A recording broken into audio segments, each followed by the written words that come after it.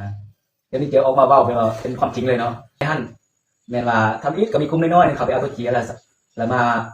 เอาดินออกมาแล้วมีคำมีให้คำที่เขาเจ้าได้เขาก็ไปเอาคำเทวันนี้นะครับเขาไปเอาคำนะเขาเจ้านั่นแหละแต่ฝนตกอัดอิฐให้ก็เลยบ่ได้ยังมีแต่รอชีวิตออกมาได้เรื่องที่สองนี่ก็อยู่ในหั่นนี่แหละครับที่อยู่ในหั่นกินบ้างแค่บ่อันนี้ก็กินหน่อยนึงเนาะก่อนทุกมันแตกก่อนนิดนึงก็บ่ได้กินหลายดอกสักโปมือนี่คนละโปมือนี่กำลังกินบ่ได้เลยบ่กินเนาะก็กินหน่อยนึงอันที่สามก็คือว่ามีเขาเจ้าว่าเนี่ยนักขึ้นกินจากไปเทบ่เนาะจากไปเอาคำให้เขาเจ้าเทบ่อันนี้ผมมีมูลของกินเนาะเนื่องว่าเขาทุกเขาจะได้เขาจะไปเอาเองเนาะอันนี้เนาะเลยมีไผจ่ายทั้งสิ้นเพราะเขาก็จะได้ยังมีเงินคือกันนั่นแหละยังมีเงินไปซื้อดูซื้อกินตามหากินตามชนบทนี่แหละเขาเจ้าไปได้ครับผมอยากได้ของเขานี่นะแต่บังเอิญหาประสบหายเนาะ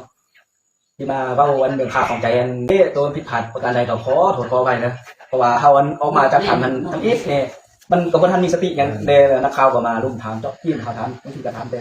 คลิปแนวนั่นแหละจุดเหมือนกันเลยเนาะ ความจริง เฮ้ยนี่มีมูลความจริงเขาอัดเป็นคลิปวิดีโอทั้งหาคนเราสนิทกับมันเนาะ